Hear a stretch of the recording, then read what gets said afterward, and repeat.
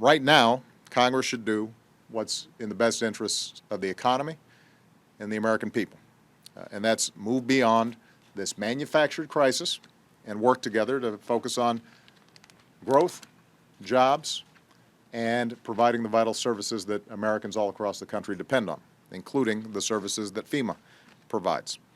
I heard a lot of talk over the weekend that the real problem is that the president will not negotiate. Well, let me tell you something. I have said from the start of the year that I'm happy to talk to Republicans about anything related to the budget. There's not a subject that I am not willing to engage in, work on, negotiate, and come up with common sense compromises on.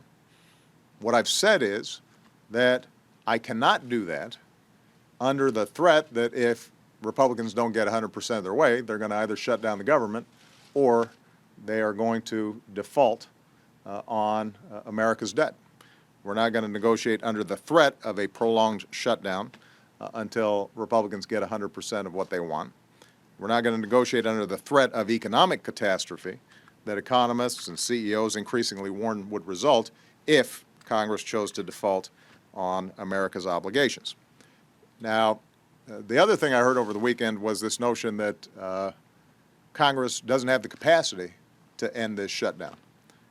The truth of the matter is there are enough Republican and Democratic votes in the House of Representatives right now to end the shutdown immediately with no partisan strings attached. The House should hold that vote today. If Republicans and Speaker Boehner are saying there are not enough votes, then they should prove it. Let the bill go to the floor and let's see what happens. Just vote. Let every member of Congress vote their conscience, and they can determine whether or not they want to shut the government down. My suspicion is, my very strong suspicion is that there are enough votes there.